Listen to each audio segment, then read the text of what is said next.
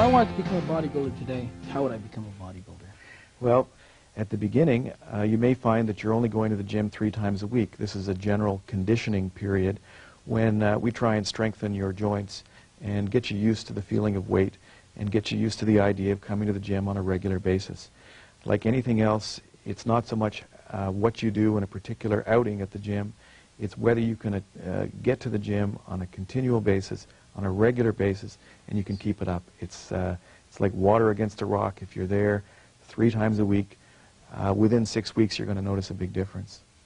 Could you give me a bit of an idea? What is Bodybuilding Ontario's, what is their goal?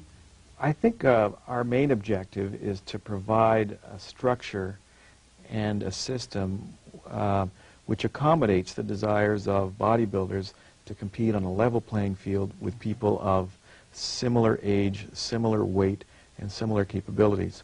We understand that our members range in experience from a few weeks to 10 to 20 years, and we're very anxious that we involve even the most experienced and the least experienced bodybuilders. We have novice categories for people who've never competed before. We have junior categories for teenagers, and we have masters categories for women over the age of 35 and men over the age of 40. So by creating a system of rules and by creating competitions which are fair and which are held in good surroundings and which are well promoted so that you have a strong audience from the public, we think we've created a fun sport in this province where parents and families and friends can come and watch their champions competing at their own level, and it's something that's really open, as I say, to people who just started out as well as the experienced people like yourself. Now, what happens to someone that goes beyond Ontario level? Well, the next step? We structure it, we have what is called the tier system, and the tier system is designed as a sort of a ladder, and people start at level 1. I should say as an aside, we have the novice competitions for people who want to get their feet wet before they even enter the tier system. But once you've decided to start on the ladder on your way up, you start at level 1, which is a local or city show. We have regional shows, Southern Ontarios, the Northern Ontarios, Westerns, Easterns, and Centrals. That's level 2.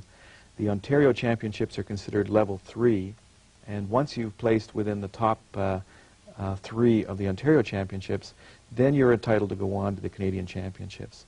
And the Canadian Championships is the most prestigious event within Canada, and it's a very highly sought-after title, and I know you won the Canadian Championships last year, and you can tell everybody how difficult it is and how exciting it is to be a part of that great contest, and it's held all over the country. Last year in Halifax, and next year, this coming year in 1993 in Montreal.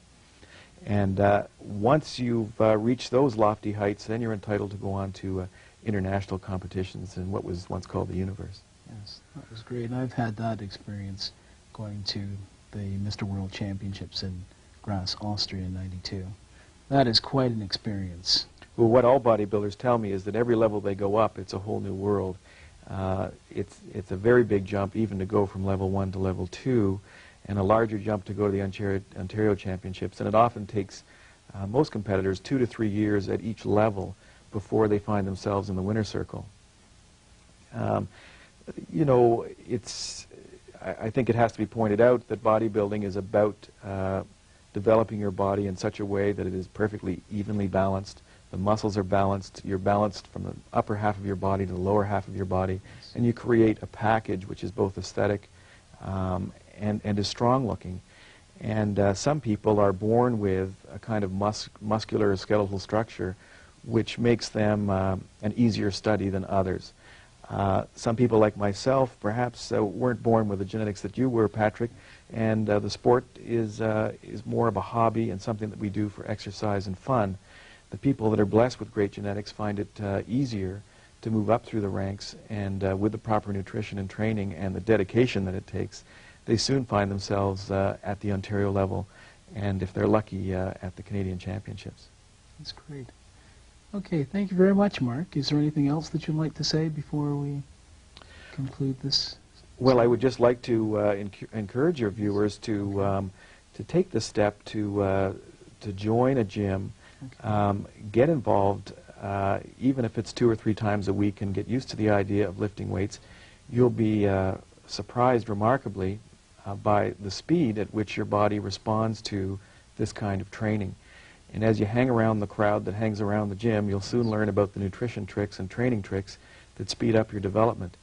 I would invite all of your listeners to drop into the Chin Picnic is a very special competition which occurs July 1st weekend. And then the C&E has a great outdoor competition at the exhibition every year at the end of August. But if you drop into your local gym, we have signs posted in most of the gyms showing our contest lineup for '93.